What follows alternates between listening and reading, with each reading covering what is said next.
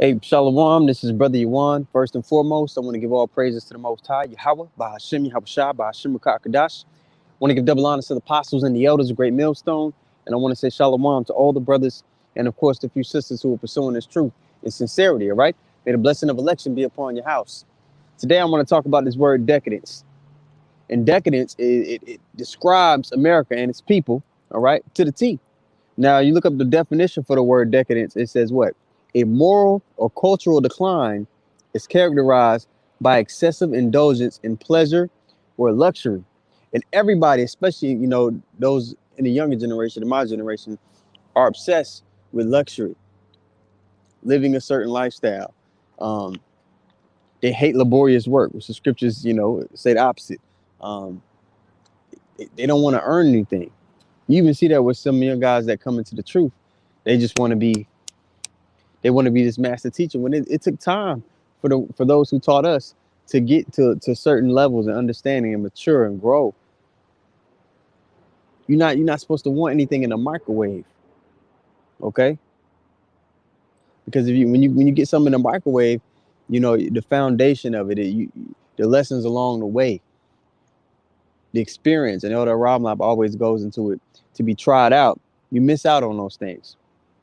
Okay, you don't want to get this thing in a microwave. You want to take your time and grow. But you see guys, they get puffed up and then they end up falling out and losing all the oil that they had at one point in time because they wanted to be the guy. They wanted to make this thing, seem glorious in a carnal sense. All right. Our riches are built in the kingdom of heaven. Okay. But decadence, man, that moral decay.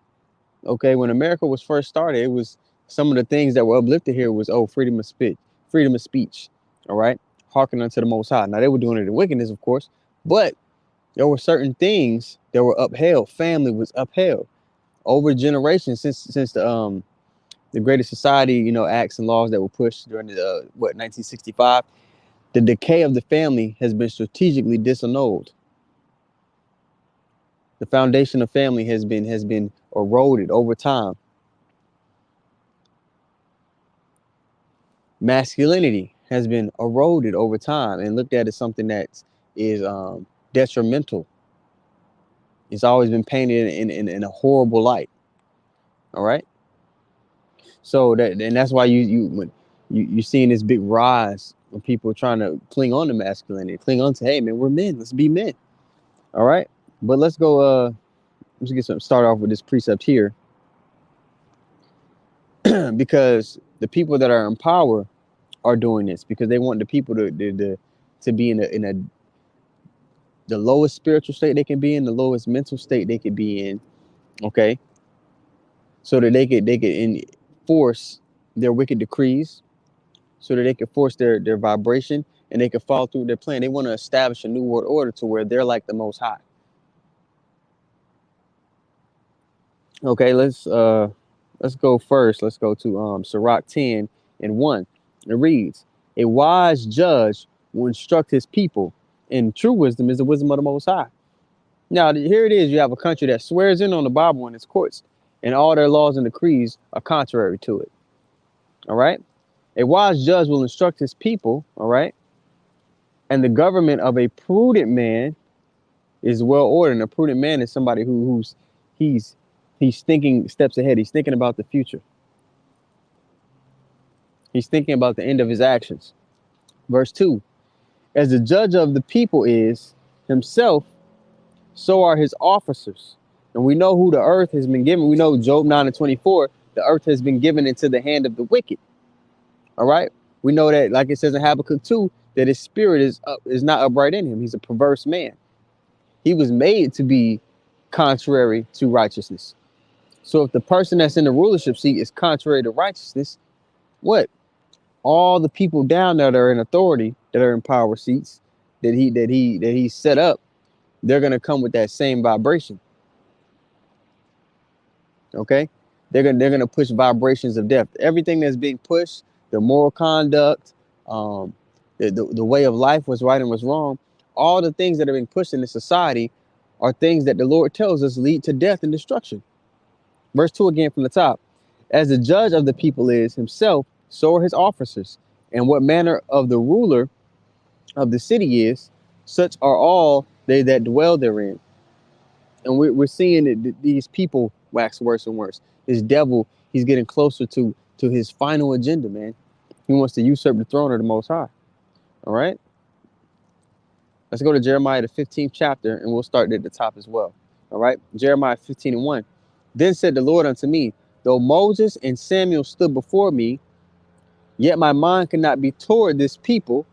Cast them out of my sight and let them go forth. So a lot of those same spirits that were continuously rebelling, continuously coming against the Most High. You got to think, man, in Exodus, when the Lord did those majestic acts, what were our people doing? They were murmuring. Every time they went without water for a couple of days. Oh, Moses, did you bring us out here to die? We were better off in Egypt. That's their mentality. Even the Lord showed all these great wonders. He delivered them. He promised them their own land, and they will establish their own thing. They wanted to cleave unto their oppressors. So 2/3 of our people, as prophesied, and prophecy is what separates the scriptures from anything else, because people argue down. You can tell them the truth, and they'll come up with this and that. But when things are coming to pass, that cannot be argued. When the scriptures say, hey, this is going to happen, and then it happens, there's no arguing with that.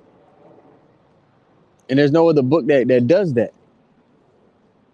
There's no other book that has the futurism in it, right? The true futurism. You know, ITR, those guys, you know, basically, they're not only are they against Yahweh Shah, but they're against prophecy. Okay? Verse 2, Jeremiah 15 and 2. And it shall come to pass, if they say unto thee, whither shall we go forth? Then thou shalt tell them, and this is what's going to happen. 2/3 of our people, as the plagues, as the conditions of the earth that were prophesied and that we bring out all the time, how there's going to be famine and pestilence, how this devil's going to be seeking Israel's life and to destroy them in all different types of fashions. Once that thing is prevalent, it's in their face, they're going to be seeking for an answer. The same men that they were scoffing at, the prophets, they're going to be looking for answers. They're going to be like, oh man, what do we do? What were you guys saying? You guys said this will happen. What do we do? They're going to be looking for an answer. We might go to Daniel 12 as well, right? Let's start at 2 from at the top of 2 once more. And it shall come to pass, if they say unto thee, whither shall we go forth? Then thou shalt tell them, thus saith the Lord, such as are for death to death, such as are for the sword to sword, and such as are for famine to the famine, and such as are for the captivity to the captivity. It's going to come a time, man, where the Lord's not going to have his men speaking anymore. And it's going to come a time for us when it's going to be ill-advised. Once we're all taken off the streets, it's going to be ill-advised to be just openly, you know, having conversations with people. Because you got to remember, there's going to be people, they're going to be looking to seek to destroy the men of the Lord. There's going to be bounties on the men of the Lord's heads. So it's going to come a time where we might, the Lord will put the spirit on us to be like, I don't know what you're talking about, man. Nah, that wasn't me. You know?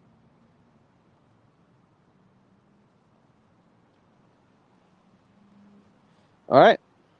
So death is going to come to them. The sword, all right, because the devil's going to be rolling. He's going in the midst of the war. There's going to be great killings going on, man. Not only from the government, but from just ordinary Edomites and other nations.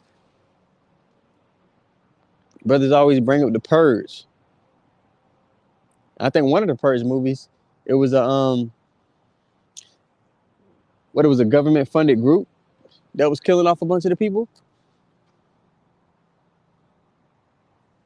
Was that the Purge or was that Brunswick? One of those movies, man. Also says what? What, sword, death sword, famine. This food shortage is already happening. And those are manufactured. There was an article that we I forgot, was it Elder Yashawamba or Elder Makama? Did he put up? I might have to find it and put up, but the article was saying that the administration said what? They're going to be shortages until everybody takes their jump shots. So it's something that's manufactured. And when people are hungry, they'll do anything, you know, to have a sense of normalcy, to have food. When people are starving, they'll do whatever. They're easier to control, man. So you're not gonna just be able to go buy food. You can't. It's laws against growing food in your backyard in residential in the inner cities. They paid the farmers to destroy their crops over the past few years. Bill Gates has been buying up all the farmland. All right. So there's not gonna be any food that you can just go have easy access to, and the government's gonna step in and say, hey, well, we have food, and before you're able to get that food, what's gonna be the access code to it?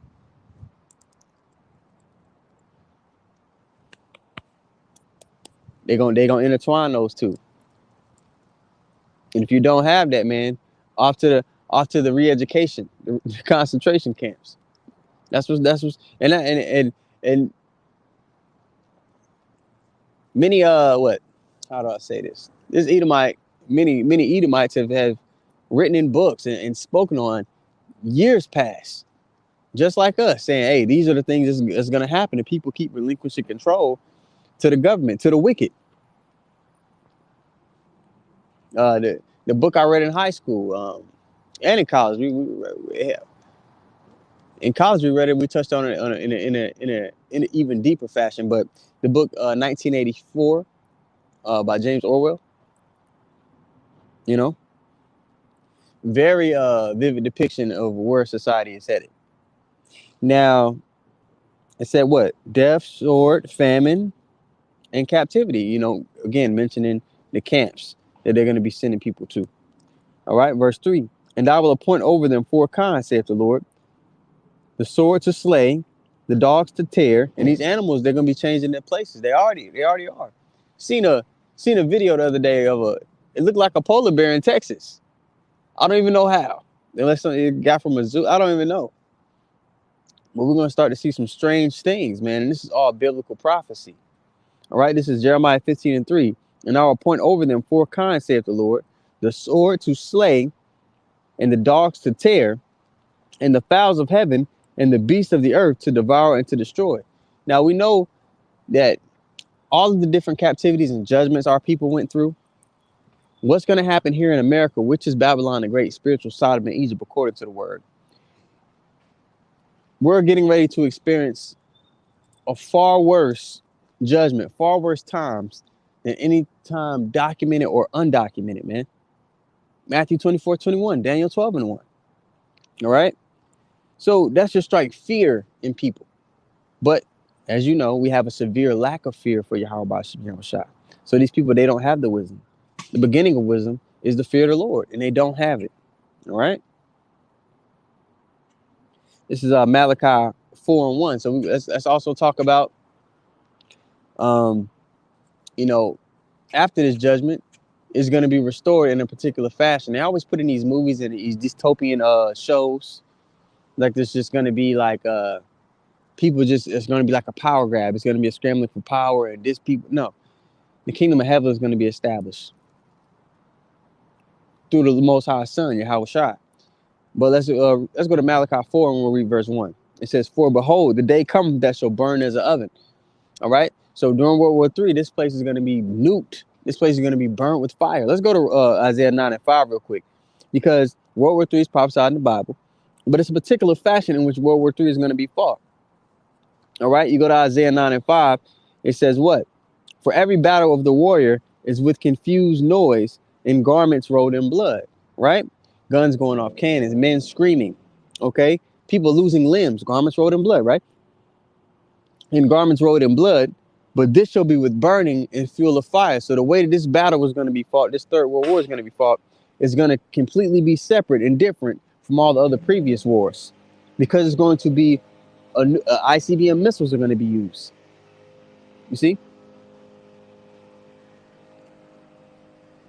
Now let's go back to Malachi, the 4th chapter, 1st verse. For behold, the day cometh that shall burn as an oven, and all the proud, yea, and all that do wickedly shall be stubble. Okay, and this America is the epicenter of pride. The people, the rulers, the puppet rulers that they have here, and the elites, man. This is where they push that vibration upon the earth, where they push their perverseness. Okay? And all the proud, yea, and all that do wickedly shall be stubble. And all that cometh, Salaki, and the day cometh that shall burn them up, saith the Lord of hosts, that it shall leave them neither a root nor branch. But unto you, and this is the number that, this is the lot that we hope to be a part of, man. Verse 2. But unto you that fear my name, shall the Son of Righteousness arise with healing in his wings. Who is this person arising with healing in his wings? Is it the whole nation of Israel? No. This is Yahweh Shai. This is the Son who all things were bestowed unto him, man. All right? Shall arise with healing in his wings, and ye shall go forth and grow up as calves of the stall, man. So the earth is going to be renewed, okay?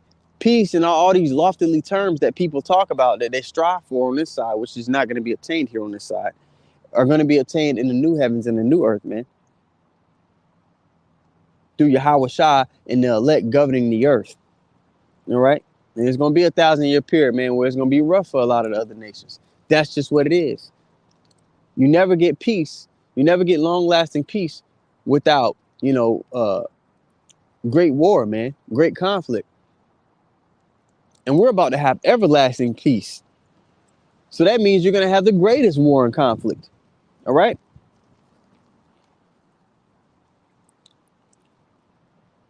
I'm here to pick my Eve up from work, and I just stepped out the car, man. I said I'd do a quick lesson. So it's probably one more precept, and then we'll head up out of here, man. But this is Proverbs 10 and 23.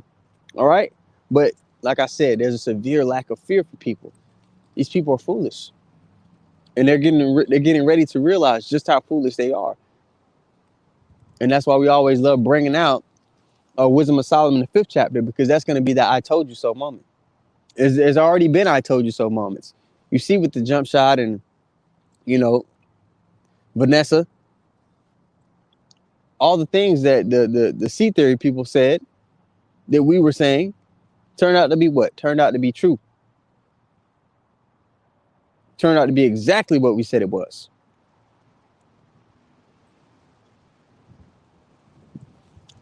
Wind blowing pretty hard here. All right, turned out to be exactly what we said it was. There we go, fix that a little bit. There you go. But it's Proverbs 10 and 23. It reads, it is a sport to a fool to do mischief. Our people, they uplift folly, man. And it's like, you got a guy that trains all year round at a specific craft, at a sport, waking up early, thinking of new ways to better himself. Our people wake up early and they have a great determination to do mischief, to do folly, to do things that are carnal, that do not grow their spirit, that actually, they just wax worse and worse in wickedness. They got Michael Jordan focus when it comes to do wickedness. But when it comes to do, hey, like the scripture say, my people are wise to do evil, but to do good they have knowledge. I'm paraphrasing. Proverbs 10 and 23. It is a sport to a fool to do mischief, but a man of understanding hath wisdom, man. You're going to seek out, the counsel of Yahweh Hashem Yahweh Shai, man. Don't get caught up in this bullshit because it's temporary. Don't get caught up in worldly concerns, man, because it's going to be gone. And when it's gone, it's going to be gone. And none of that is going to benefit any of us. And I'm speaking to myself first and foremost. All right? So, hey, man, just a quick lesson. I stepped out the car. Lord willing, something was said. The Lord put spirit on me to say something that, got you going or inspired another lesson or put you in the right frame of mind, man. Lord willing. So, with that being said, I'm going to give all praises once more to Yahweh, Bahashim Yahweh Shai, Bahashim Kakadash. I'm going to give double honors to the apostles and the elders of Great Millstone. And I'm going to say shalom to all the brothers. And, of course, the few sisters who are pursuing this truth and sincerity, man. America epitomizes decadence. A great moral decay.